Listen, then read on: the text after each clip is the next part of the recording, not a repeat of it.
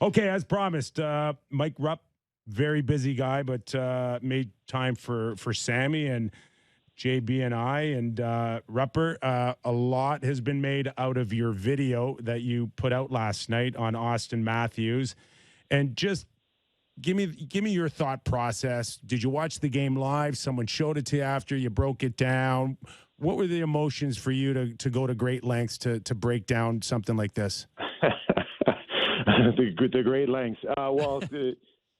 Full transparency, I'm sitting there on the couch and winding down for the night. I had an early shift at NHL Network, and I was paying attention to the game, and I didn't see that part live. And I go back and I'm watching it, and the first thing that's coming to mind, I'm like, yes, I love how Giordano got in there. I love how the boys responded, and I watching it through a couple times, and then I started noticing something. I'm like, oh, this kind of looks weird, and I kept bringing it back and looking at it, and I started doing these dumb little breakdown things from home, just on nights where I just get fired up, and I know if I don't say something, I like it's going to bug me, right? So that's what I did last night. I'm like, all right, let's, I'm looking at that video, and I've never seen anything like that, fellas. I don't know if you guys have, and I'm not trying to come down and people probably like, yeah, right. I'm not coming down on Auston Matthews. I love Auston Matthews. I love what he brings. I don't want to see that guy fight ever.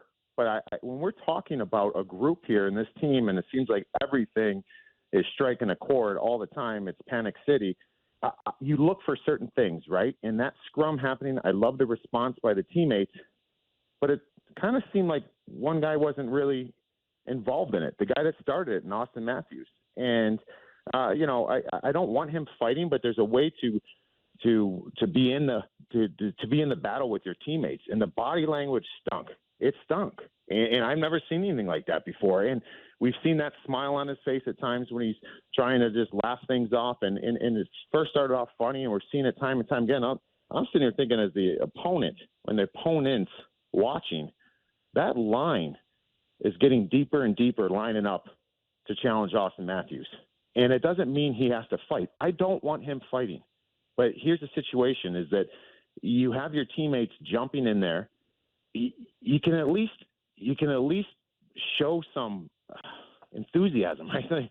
Show something. And that bugs me that it almost looks like there's different rules that apply. And we know in the playoffs, like, you got to be a tight-knit group. You need, on one side, yes, the teammates responded, but this team's got to find another level. This group has to get squeezed.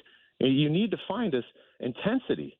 There was zero intensity on that, and we've seen it before. So I don't know. I was just sitting there. I'm like, it's probably fine now, and you see everyone's saying the right things today. It may not be an issue now. At some point, it'll be an issue. I've been there. Kyper, you've been there. Like, you got to be in the fight with us. If we're going to fight for you and with you, you got to be in it with us too. And I think that's lacking. And this team needs to find another level. And certain things like this stick out like a sore thumb. We're talking to Mike Rupp, NHL Network analyst. We're talking Auston Matthews. The point that we try to make earlier, I may try to make earlier, that, and this is for some people who see things black and white, Rupper, and it's like, oh, I don't want him dropping the gloves and breaking his hand. And it's not one or the other. There is a fine line.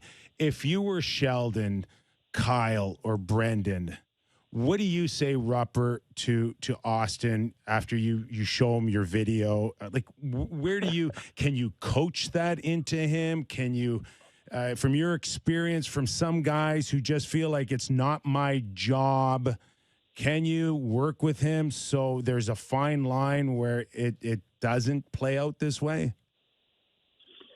Honestly, I don't know. I don't know, because, again, I have never seen that in that way. To have on that video, and it's like to watch that replay and see basically 9 skaters and 3 referees all moving frantically in one direction, and there to be one person just standing still, the guy who started all of it and the guy who escalated it and kept it going. And so this situation, the perfect way of handling it, and there's, like you mentioned, there's many ways of handling it. Just bear hug Konechny. Just bear hug him. The linesmen are going to come in, break it up. But, like, Auston kept prodding it. He kept dragging it along, and that's fine. I like the fact that he went after him in the corner, because I thought Konechny was trying to take a little cheap shot at Auston at net side. And so it's just, I don't know. It's just, I feel like you're watching it there, And, there's this intensity level that we need to see from this team to feel like there's something different. And when you take one step forward and the other reaction there with the other guys, and then it seems like there's two steps back. It's like not everybody is ever on the same page. I don't know if you could say something, Noam. I mean, can you? I kind of feel like what we've seen over the last number of weeks, it kind of feels like that's just the way it's run there, right? Like it's just kind of it might be too late. I don't understand how you can institute that overnight. Like it's just something you get, and it's something that's instituted, and it's part of your foundation as a team. And I don't know, they covered up some areas, and again, I love the freaking response by Bunting and Giordano and everybody else there. It's just you need your big guys to do it with you. I don't mean this disrespectfully, but you can bluff your way through that. Sure, absolutely. Yeah, I survived my career. Sure, right? You know who's bluffed their way, and this is you kidding me? You tell me that I didn't bluff my way through things? Absolutely. I think I'm pooping my pants in real life. True, but at least I'm facing you. But I'm fake it until you make it. Yeah, and I think that's like, I don't know. To me, it's again.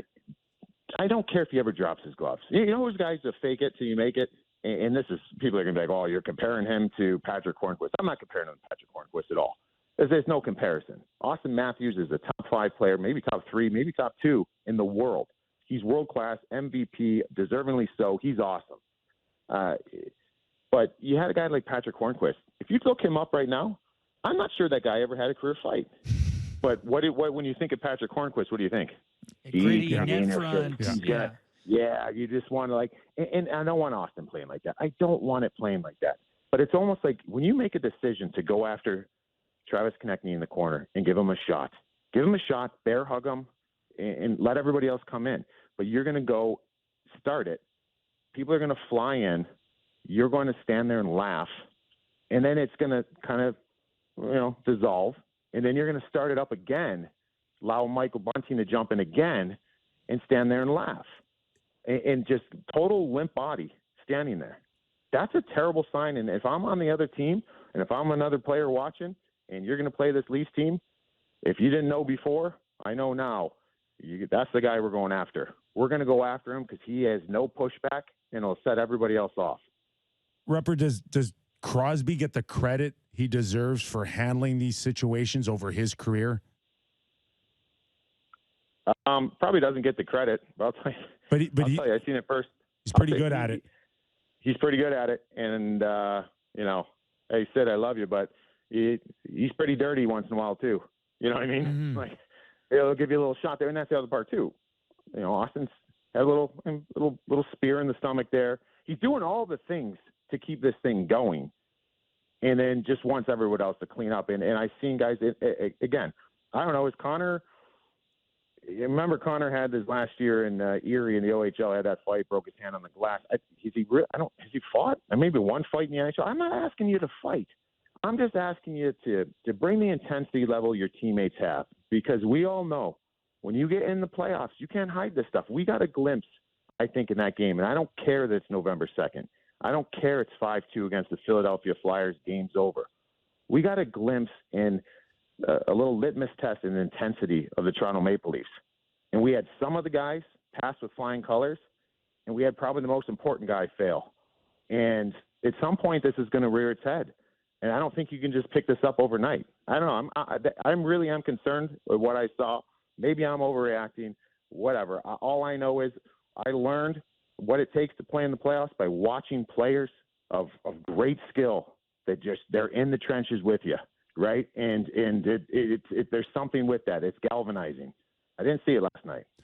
Robert, one more before I let you go is for me, it's always the message moving forward. So if you're the Boston Bruins and you're up next against Auston, for me, it's what that message tells a guy like Brad Marchand, who has no problem dragging his team into a fight. Yeah. No, I mean, it's a fair point. You're going to have, again, people take notice. people notice these things, and you're going to have you just can't have passengers in all areas of the game. I mean, even again, not to come down, but we're talking about the Leafs. Auston had an incredible season last year. Incredible, 60 goals. I hope the guy gets 70 someday. But he got 60 goals. They still didn't get past. That wasn't the missing ingredient. They can score. You know, they'll get it going this year. They haven't quite up to their standard yet, but they'll get that going. They're lacking something different. Is this it? I don't know. This is something that's standing out. You know, and you got other guys reacting. There once was a time where we said, no one reacts. Well, we had the reaction. We're halfway there. Now we need everybody to be all the way there. You know, and over the last couple of weeks, there's been some concerning things with the star players on this team. And if you're going to have 16 guys, 17 guys ready to go, they ain't going to win you a playoff series. You got to have 18 skaters going and committed in all areas. Rupper, really appreciate your time. We know you're a busy guy, but as always, thanks for your appearance on the Real Kyper and Bourne Show. Awesome, fellas. Enjoy. We'll talk later. Thanks, Rupper.